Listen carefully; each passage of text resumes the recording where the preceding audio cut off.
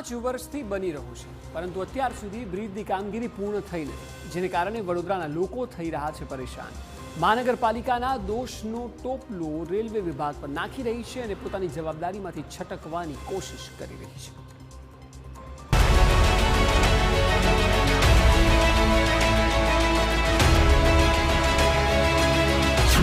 ક્યારે બનશે બ્રિજ?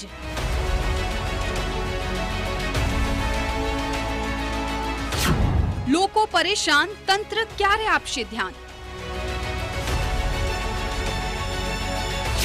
5 વર્ષથી ચાલી રહી છે કામગીરી।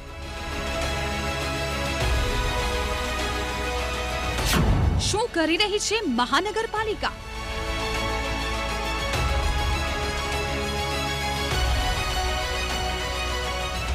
વડોદરાના 31 લાખ લોકોને સારી સુવિધાઓ આપવાની જવાબદારી વડોદરા મહાનગરપાલિકાની છે, કારણ કે દર વર્ષે કરોડો રૂપિયાનો ટેક્સ વડોદરાના લોકો આપે છે। જો કે સવાલ એ છે કે શું વડોદરા મહાનગરપાલિકા પોતાની જવાબદારી યોગ્ય રીતે નિભાવી રહી છે? આ સવાલનો જવાબ આ દ્રશ્યો આપી રહ્યા છે। જુઓ, આ બ્રિજ છેલ્લા 5 વર્ષથી બની જ રહ્યો છે। જી હા, 5 વર્ષ થઈ ગયા છે, છતાં બ્રિજની કામગીરી પૂર્ણ નથી થઈ, જેના કારણે હવે સ્થાનિકો ત્રાહિમામ પોકારી ગયા છે।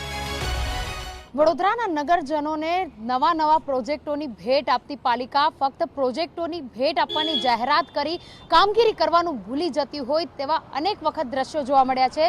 વધુ એક ઉદાહરણ માંજલપુરની દરબાર ચોકડીથી ખિસકોલી સર્કલ તરફ જતો જે બ્રિજ બની રહ્યો છે, આ બ્રિજ બનાવવાની કામગીરી 7 વર્ષથી શરૂ કરવામાં આવી છે। મહત્વની વાત અહીંયા આગળ એ છે કે 7 વર્ષમાં અનેક વખત રજૂઆત કરી સ્થાનિકો દ્વારા, અનેક વખત કામગીરી માટે ચર્ચા પણ કરવામાં આવી, પરંતુ આ કામગીરી ક્યારે પૂર્ણ થશે તેનું કોઈ જ તારણ આપી શક્યા નથી, કારણ કે પાલિકા પોતાનો બચાવ કરતા કહી દે છે કે વર્ષ 2022માં જ્યારે કામગીરી પૂર્ણ થવાની હતી, પરંતુ કોરોનાનો સમય, ત્યારબાદ હવે જ્યારે વર્ષ 2024 પણ પૂર્ણતાના આરે છે, ત્યારે રેલવે વિભાગ દ્વારા પોતાની કામગીરી પૂર્ણ નહીં કરાતા પાલિકા પોતાનું કામ નથી કરી શકતી તેવા બહાનાઓ કરી અને બચવાનો પ્રયત્ન કરે છે। પરંતુ જ્યારે વડોદરાના નગરજનોને મુશ્કેલી પડતી હોય ત્યારે વડોદરાના નગરજનોની મુશ્કેલી સાંભળી અને પાલિકા ક્યારે થોડા વહેલા કામગીરી પૂર્ણ કરવા માટે રેલવે પર બી જોર આપે છે કે કેમ તે જોવું પણ તેટલું જ મહત્વનું છે, કારણ કે કેન્દ્ર સરકારની જે ટીમ છે તેની સાથે સાથે વડોદરા મહાનગરપાલિકા બંનેનું જે ગોકળ ગતિએ કામગીરી ચાલી રહી છે તેનો ભોગ વડોદરાના નગરજનો બની રહ્યા છે। કેન્દ્ર અને વડોદરા મહાનગરપાલિકાના પાપે બ્રિજની કામગીરી અટકી છે। 41 કરોડના ખર્ચે તૈયાર થઈ રહેલા બ્રિજનું કામ ખોરંભે ચડ્યું છે। દરબાર ચોકડીથી ખિસકોલી સર્કલ તરફના બ્રિજની કામગીરી અટકી છે। બ્રિજની કામગીરી પૂર્ણ થાય તો દરરોજ 1.5 લાખ વાહનોને રાહત મળી શકે તેમ છે। 7 વર્ષ પહેલા બ્રિજને મંજૂરી આપવામાં આવી હતી। 5 વર્ષ પહેલા કામગીરી શરૂ કરાઈ હતી, જો કે હજુ સુધી બ્રિજ તૈયાર નથી થયો। મહાનગરપાલિકા પોતાનો લૂલો બચાવ કરી રહી છે। મહાનગરપાલિકાની દલીલ છે કે રેલવેની કામગીરી બાકી છે, જેના કારણે આ કામ અટક્યું છે। જો કે બ્રિજની કામગીરી આગળ ન વધતા લોકોની મુશ્કેલી જરૂરથી વધી ગઈ છે। તકલીફ તો ઘણી જ પડી રહી છે। કોન્ટ્રાક્ટરો રૂપિયા, કોર્પોરેટરો અને ધારાસભ્યોને રૂપિયા આપીને આ પબ્લિકને હેરાન કરી રહ્યા છે ને, તો જલ્દી તકે કામગીરી પૂર્ણ કરે।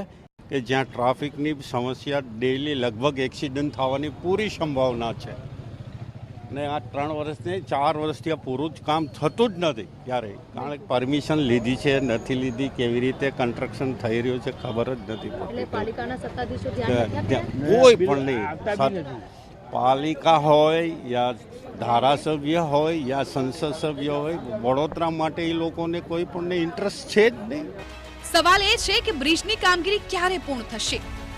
ક્યારે મળશે લોકોને રાહત? રેલવે મંત્રાલય પર ક્યારે દબાણ વધારશે મહાનગરપાલિકા? બ્રિજને લઈને ક્યારે કરાશે રજૂઆત?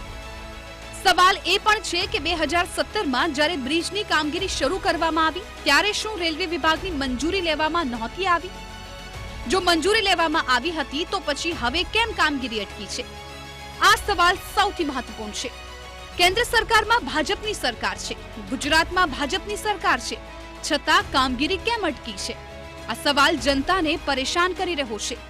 હવે આશા રાખીએ કે આગામી દિવસોમાં રેલવે વિભાગ અને પાલિકા બંને ભેગા મળીને વડોદરાની જનતાને રાહત મળે તે દિશામાં કામ કરશે અને બ્રિજની કામગીરી આગળ વધારશે। વડોદરાથી અંજલિ ઓઝા સાથે બ્યુરો રિપોર્ટ TV9।